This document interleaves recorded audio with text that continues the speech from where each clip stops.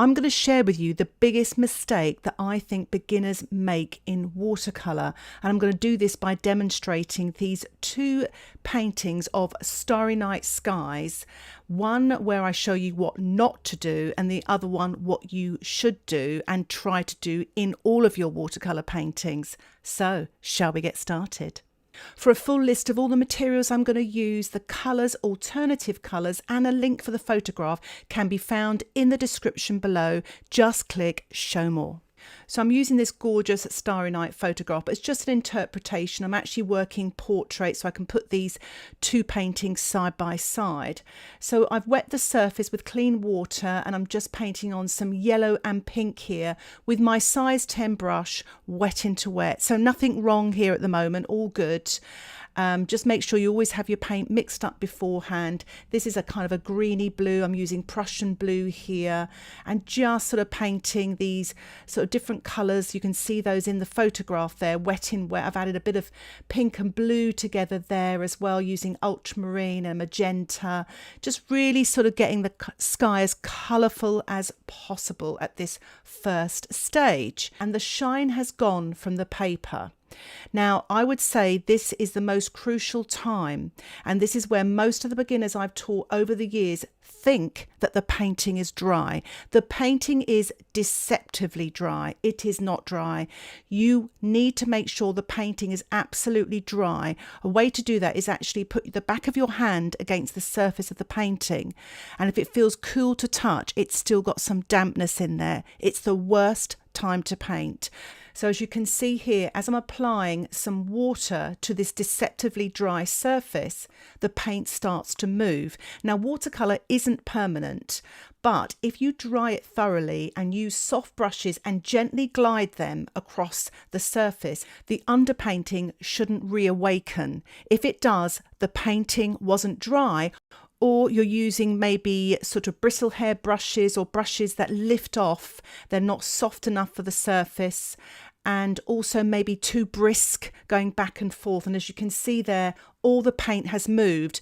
So you're going to get sort of backgrounds there, watery sort of tidal marks, but also you are actually mixing now. I'm adding colour. You're mixing colour with the underpainting. So you're going to create muddiness, and this is where muddiness comes from, and dullness. So I'm applying the Payne's grey here with a little bit of blue, but what happens is when I go near the yellow especially and the pink, they mix together and I get sort of dull grey colours. Now that's fine if that's what you want, but I wanted a nice starry bright sky, so not sort of mixing a greeny grey colour here. So I hope that makes sense, that you really need to make sure that surface is absolutely dry. Then you can wet your paper or paint wet in wet or wet on dry the next stage. Otherwise, you wake up the paint underneath and mix those underpainting colours, but also you create sort of backgrounds and watermarks that you didn't intend. And I'm going to show you here again. I've allowed the painting to dry off a little bit more, so the shine goes again deceptively dry. I'm applying wet paint with my size 10 brush to the surface. I'm going to show you what happens when you put wet paint onto a deceptively dry surface. Remember, use the back of your hand and test it. The reason why it's the back of your hand, because you don't put greasy marks with your fingertips sometimes. So not so bad here really, but as you see, some of the edges there are sort of bleeding out, and I'll just give you a little close up there. So you can see there, those edges, top left there, bleed that dark colour going into the light. And you've got those sort of crinkly edges there that you may not want. And sometimes you'll get backgrounds as well, which I'm going to demonstrate for you. So when you put a wet wash into a drying wash, you will get backgrounds and unattractive edges and muddying of your colours as well, because it gets contaminated with the underpainting. This is a time that most students do panic, so they start lifting off. It creates even more muddiness because that underpainting is still damp and it's mixing with the colours on top, and you're lifting off with your paper towel, which creates sort of dirty grey marks. So the solution to this is always make sure your painting is dry before you put the next layer on. And I'm going to show you one more time here. This is a wet wash going on to a deceptively dry wash. And as you can see there, a back run is developing. And you've probably picked up the colour underneath as well. So not only have you got muddy colour, but you'll have edges there that will stand out, especially if, for instance, if you were painting a sky. And here we are. The painting has dried, which is always amazing how watercolours dry so differerently. But you've got these sort of back runs here, muddiness here and there, sort of different sort of hard edges that you weren't expecting. So I hope that's made sense. I always think sometimes it's demonstrating something that you shouldn't do that can make sense. So please make sure your paintings are dry before you put on the next layer. But all is not lost. I thought I would paint some buildings in the foreground with my plastic card, just using some of the paint in my plastic tray there and just sort of sculpting it on to the dry surface. The painting is absolutely dry underneath. And I am using the Payne's Grey, Prussian Blue and Ultramarine here and just printing with the card. And it's fun to do, even with a painting that has become a bit of a disaster. So I'm applying a little bit of neat red, cadmium red paint here. So it's really creamy, straight from the tube. And just to create a little bit of sort of like red lights on, yellow lights on. I'll also apply some white paint as well. Before I do, I'm just going to spatter some white gouache. You can use white acrylic paint and white watercolour, but I've watered it down slightly and spattering it, and it kind of covers a lot of my sort of back runs.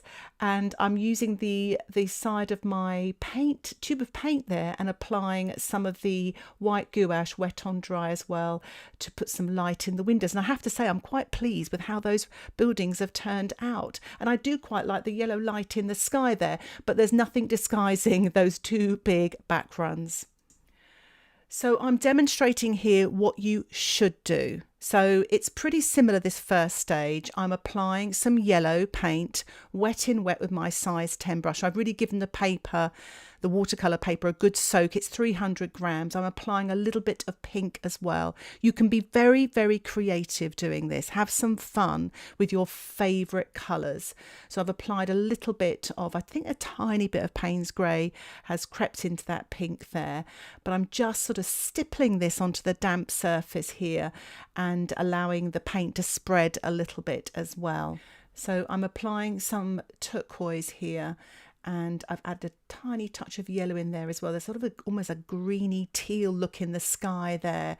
So as I say, you can use your favourite colours here to create this magical starry night sky. I've added a little bit of the Prussian blue with the turquoise. I've got a little bit of a run there actually, not intended. I think this is M. Graham's turquoise, and it does actually do that. It's something in the paint that makes it sort of spread out like that and run like that. It's quite exciting when you're painting trees and things. So I've added a little bit of Payne's Grey to that turquoise, and I'm just sort of adding a lovely dark sort of violet blue here, ultramarine with a touch of Payne's Grey and a little bit of the pink, working pretty much at the top here, damp into damp. The surface has dried off a little bit. And I'm still using my size 10 brush here, using some of that violet blue, the Payne's Grey, the blue, the touch of pink, and just drizzling it into the lighter areas. So the painting is dried. I'm testing it with the back of my hand. If it's cool to touch, there's still some dampness. But if it kind of is sort of room temperature feel about it, you're good to go. But if you're not sure, give it a good blow dry before you start painting, just to make sure. Now I deliberately painted very, very dark blue grey paint right in the top right hand corner, just to show that none of the paint's moving here. I'm using a large soft haired brush here, gliding it gently across the surface of the painting. And as you see, I keep getting water each time, so it glides. If you run out of water, your brush becomes more damp.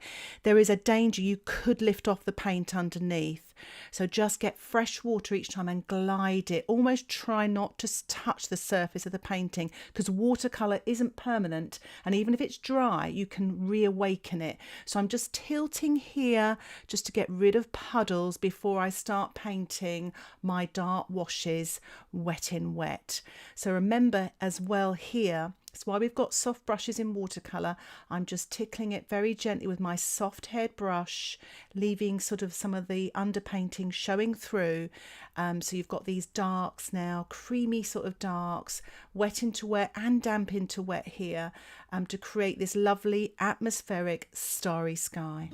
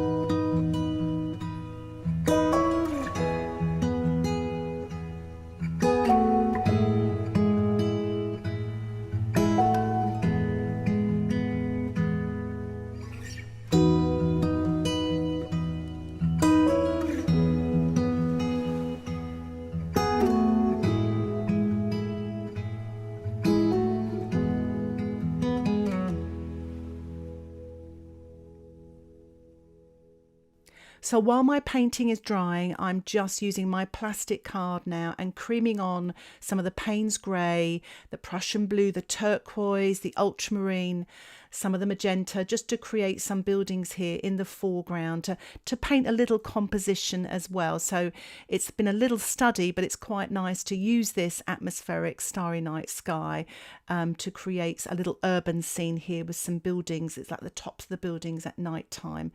And I'm adding a little bit of red paint now here and there, and I'll also add a little bit of yellow so it looks like sort of lights on, as I did earlier in the first painting, just to bring this little painting to life.